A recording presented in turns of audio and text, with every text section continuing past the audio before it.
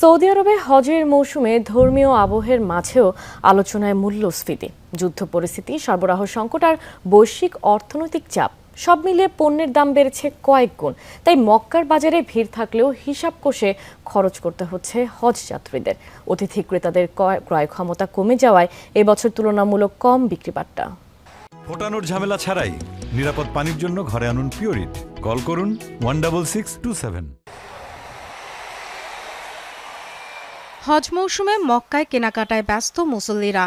Grand মসজিদের আশপাশে বাজার এলাকা ঘুরে দেখছেন বিভিন্ন দেশ থেকে আগতরা।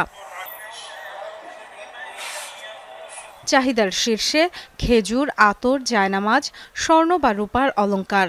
ভিড় চোখে পড়ার মতো, কিন্তু আগের মতো স্বাচ্ছন্দ্যে কেনাকাটা করতে পারছেন না।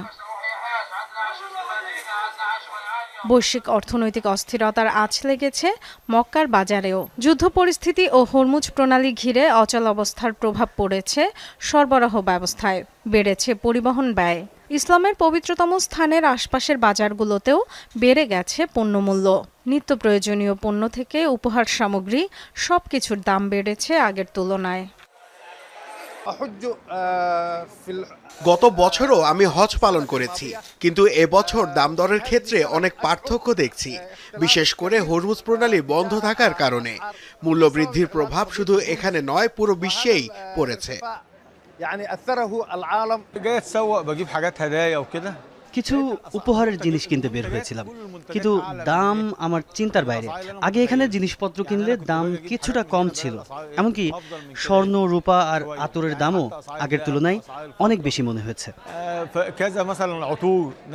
বিক্রেতারা বলছেন দাম বাড়ার কারণে ক্রয় ক্ষমতা কমে গেছে ক্রেতাদের। তাই প্রতি হজ মৌসুমের মতো বেচা বিক্রি নেই এবার। সত্যি বলতে এবার রূপার চাহিদা খুবই কম, কারণ দাম বেড়েছে, আগের মতো আর নেই। সৌদি আরবে চলতি বছর এ পর্যন্ত গড় মূল্যস্ফীতির হার 1.8%, যা বছর শেষে দাঁড়াতে পারে 2.2% পর্যন্ত। Dorothy Tasrin, Jamuna news.